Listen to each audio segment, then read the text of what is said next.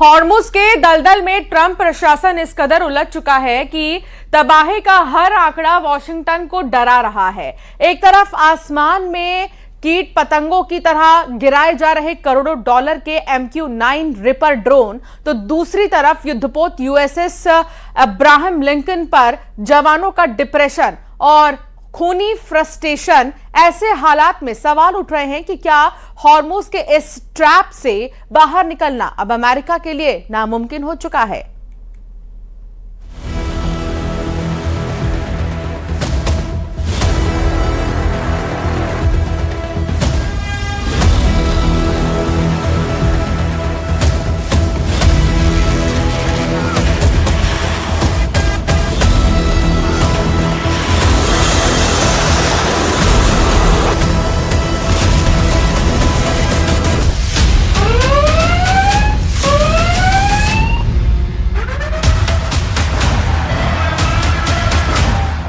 Iran युद्ध को लगभग 170 दिन होने वाले हैं।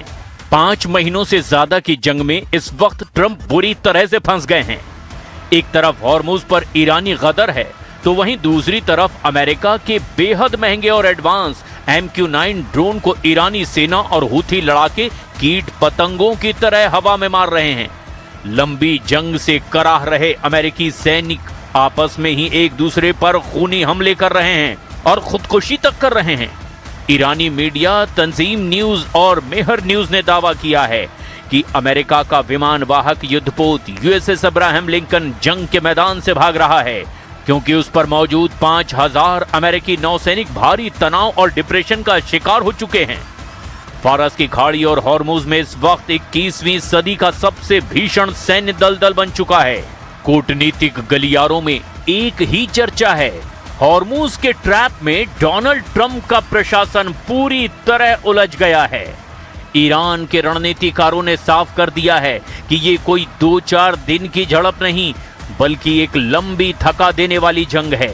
खुफिया रिपोर्ट्स और ईरानी सैन्य कमान के बयानों का दावा है कि तेहरान ने 2029 तक युद्ध जारी रखने की तैयारी कर ली है। ईरान का मानना है कि हॉर्मुज से दुनिया के 20% कच्चे तेल का रास्ता रोककर वो अमेरिकी अर्थव्यवस्था और वॉशिंगटन के सैन्य दबदबे को धीरे धीरे घुटने पर ले आएगा। कुल मिलाकर ईरान युद्ध ट्रंप के लिए कोड़ में खाज बन चुका है, जहां सिर्फ और सिर्फ अमेरिका को भारी नुकसान हो रहा है।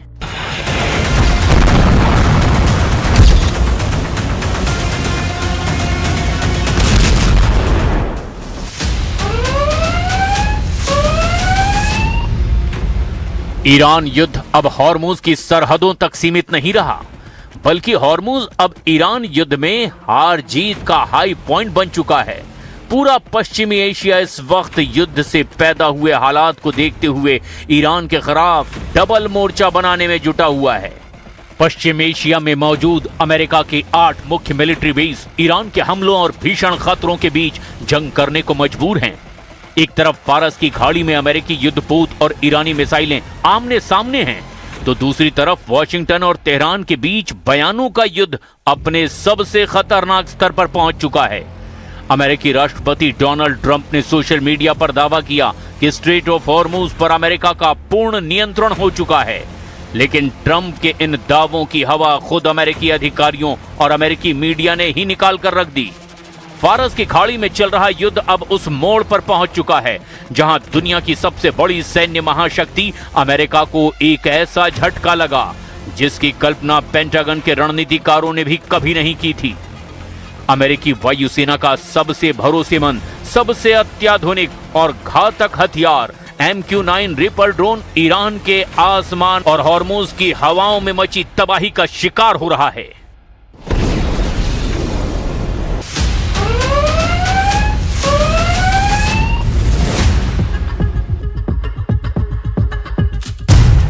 वॉशिंगटन पोस्ट की एक सनसनीखेज रिपोर्ट के मुताबिक ईरान के साथ जारी इस जंग में अमेरिकी सेना ने अब तक अपने कुल MQ-9 रिपर ड्रोन बेड़े का लगभग 1/4 हिस्सा यानी 25% हिस्सा गंवा दिया है।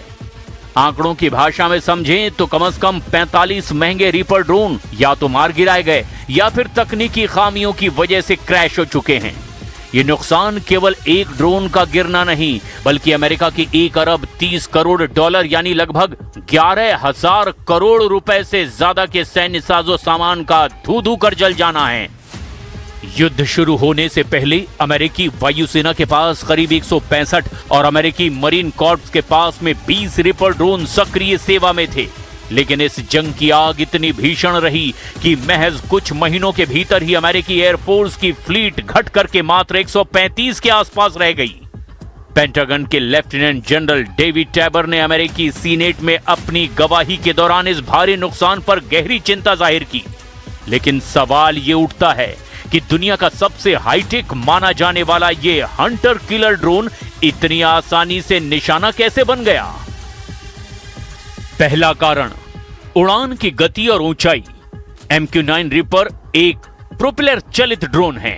यह बहुत तेज गति से नहीं उड़ता और जासूसी के लिए इसे अक्सर कम ऊंचाई पर मंडराना पड़ता है।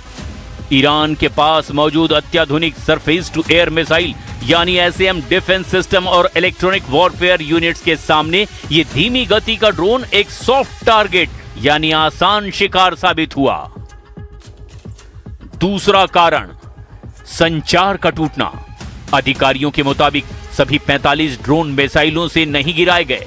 ईरानी सेना के उन्नत इलेक्ट्रॉनिक जैमर्स ने अमेरिकी ऑपरेटर्स और ड्रोनों के बीच सैटेलाइट लिंक को काट दिया, जिससे कई ड्रोन बेकाबू होकर समुद्र और रेगिस्तान में क्रैश हो गए।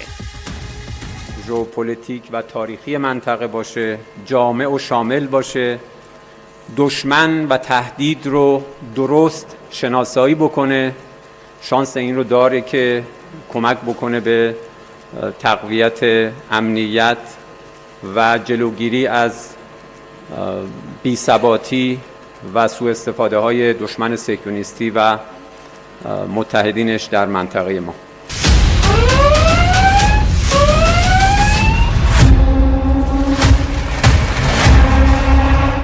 एक अकेले MQ-9 रिपर ड्रोन की कीमत उसके सेंसर, रडार और हथियारों के आधार पर 3 करोड़ से 5 करोड़ डॉलर यानी 250 करोड़ से 400 करोड़ रुपए के बीच होती है।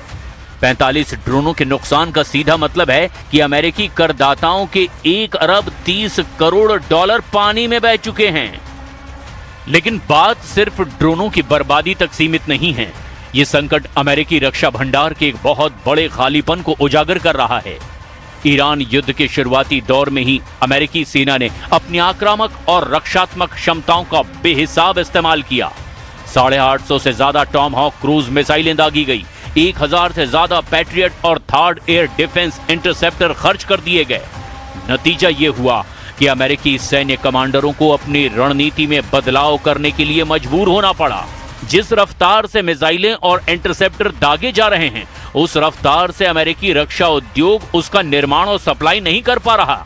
हथियारों और ड्रोनों के इस भयंकर नुकसान ने अमेरिकी राष्ट्रपति डोनाल्ड ट्रंप के सामने एक बड़ा राजनीतिक और रणनीतिक धर्म संकट खड़ा कर दिया है। 45 ड्रोनों का नुकसान, युद्धपोत पर मंडराता संकट और 2029 तक खींचने वाली जंग